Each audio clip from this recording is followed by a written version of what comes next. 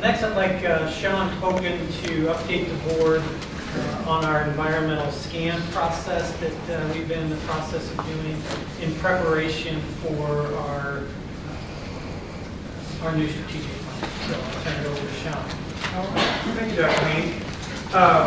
Yes, as you know, you commissioned us to go ahead and collect data for our strategic plan. Tonight I want to focus our attention on some of the economic findings that came out of two key places, some federal and national data that we're looking at, how it relates to our community, and a community needs survey that we did of local employers that is helping us to assess their needs. We'll bring you the results of the other findings later, but tonight we'll talk about the economic findings and give you an update on where we are with our project so far. You know that we're covering a lot of ground. There we go, okay. So where we began last August with our internal team compiling the data over the last 7 months or so. Cooperating with us, Vicki Sikovic here has been really helpful. And Bethany Williams, I wanted to call out. She's been consulting with us from the Lake County Partners, and that has helped reassure us that I think we're on the right track in compiling good information for you. We're wrapping up the work on the other 3 surveys, and we have preliminary findings from the employers that we'll show you tonight. And over the next few months, as we cultivate more of this data and have it ready for presentation, we'd like to share more of that with you. I'll be working with Eric Harden to prepare some of that, those findings, and work with Dr. Suddick as she settles in to prioritize those presentations for you. Over the course of the last couple of months, too, we've shared the findings with the Lake Shore Campus Advisory Board and with the at both campuses, the advisory boards at both campuses, and I'll be meeting with the Workforce Investment Board in April to share some of these findings there so that we have a thorough vetting of the findings. So to get into our list, I wanted to tell you a little bit about how we went about our work. We found 50 occupations. I'm not going to tell you about all 50 tonight. I'll talk to you about some of the highlights from that. But they had to be in a growth mode. They had to be able to pay a living wage to a resident of Lake County. And they had to require a post-secondary degree up to the associates. All right, so if they were bachelor's degree and above, we didn't focus a whole lot of attention on them, and if they required only K-12, we didn't.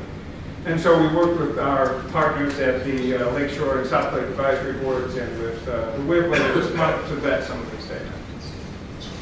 And what we found, as you might expect, some of the exemplary findings here in the healthcare field are these are some of the programs that we see growth for. Nursing assistants, dental assistants, massage therapists. In the Lake County and surrounding areas of Kenosha County, DuPage, McHenry, we expect to see about 3,000 annual openings in the allied health with pretty good starting salaries for our alumni. Wanted to call out nursing too, as Mr. Anderson, you're well aware. This occupation is increasingly demanding that new nurses have the bachelor's degree and higher, and I know you've been in the throes of legislation in that regard.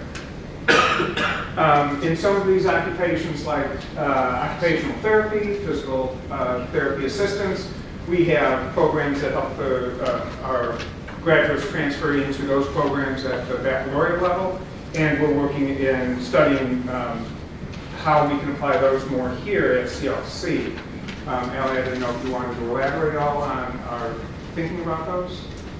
Just, we've been aware of the growth potential with the asterisk areas that are listed there, and, seeing some positive aspects to being able to leverage a model similar to what we have with pharmacy technician, where you can kind of build a pipeline from non-credit to credit and look at that as a feeder type situation. So keeping a really close eye. There are some considerations and challenges with especially PT assistants and OT assistants that we're continuing to research. Heavy investment in space and equipment, and also in staffing based on the accreditation requirements of the number of full-time faculty that you would need attributed to those programs. But all of that work is really being led by our Dean of Biological and Health Sciences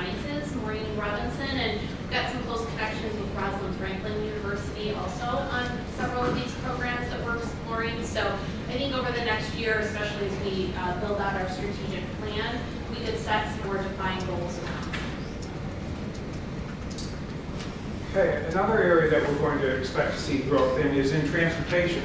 Auto mechanics, we have a program dedicated in there. And truck drivers with our workforce development program trains for long-haul trucking. We expect to see about 2,000 annual openings in this area with, again, with good wages between $35,000 and $46,000 a year for that workforce. IT, another hot growing area with about 1,000 annual openings in the area with wages north of $40,000 a year. And public safety.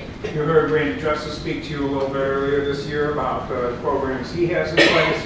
We have a criminal justice program in our business and social science division.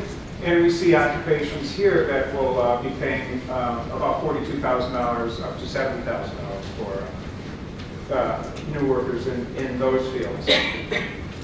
And last but not least, I wanted to call out manufacturing. This is an area that's important here in our mechanical engineering area and semiconductor processing.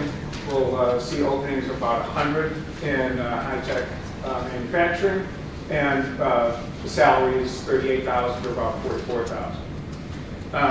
We have other occupations that we're looking at and that are in our top 50 list. Those will be published later. We'll share those with you over time. Now, in addition to identifying the growth mode industries with the research that we've done with local employers, they've told us about the skills that they want the workforce to have when they come to the workplace. Not just academic knowledge and technical competence, but also interpersonal skills like teamwork and customer service. Having this kind of knowledge helps us craft our programs to meet the needs of the workforce and make sure that our students are well prepared to go into the workplace and that we can communicate to prospective employers that CLC students are prepared to go to work with them. This information also we are leveraging for WPEI. The employers told us also that their incumbent workforce needs development, and they told us about the kinds of training and skills that they want to see there as well. So we were able to get a lot of very rich and helpful data from local workforce. So the next steps will be to complete the other 3 community surveys. That's going to be our high school seniors, that's wrapping up, their parents, and the 25 and older adults who don't have a college degree. We're finishing up those research projects. We continue to do feedback with you and keep you aware of where we are with this. We'll finalize the environmental scan over the summer and communicate those results early in the fall, and then transition this over to the strategic planning process, where we'll take the data that we've accumulated in the environmental scanning process and put that into a long-range plan. Yes. Any questions? The data, can you look at the data and then put it per quadrant of the county of where the jobs are? They can't get us down to that micro level. Okay. It's good at the county level and regional level. Because I'm just with the strategic plan and the new campus coming on Waukee, and I'm sure we can look at that and some of the programs might fit in that area, for jobs for the students. And along those same lines, Sean, you talk about numbers of openings and salaries. So what's our source state for that? We use a source called EMSI Economic Modeling. We share the same source with the WIB uses that, and so do Lake County Park. Basically, Department of Labor stuff. A lot of Department of Labor information. Is there a way we can get? I'm trying to say this in a positive way. Is there a better way for us to get data for our local area as opposed to using like Department of Labor data, which in my experience is usually several years old? We do have data from IES. My department started collecting that data, and so we know what our alumni are earning right after graduation.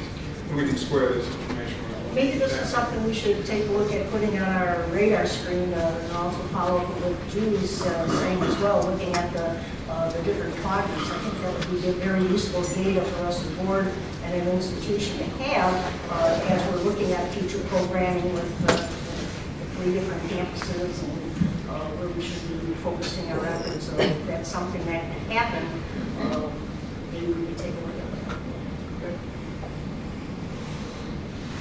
Anything else for Sean? All right. Because this is my last meeting of South Lake, I wanted to thank the South Lake Advisory Committee for all of their good work. And I would be remiss if I didn't highlight Dr. Vicky. I don't do a lot of things right, but one of the things I did right was hiring Dr. Sikovich to be the dean of this campus. And so I just want to say you are a rock star and you do really good work. And so thank you for all your efforts. And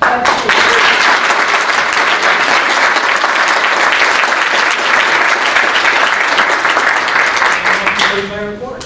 Thank you, Dr. Haney. And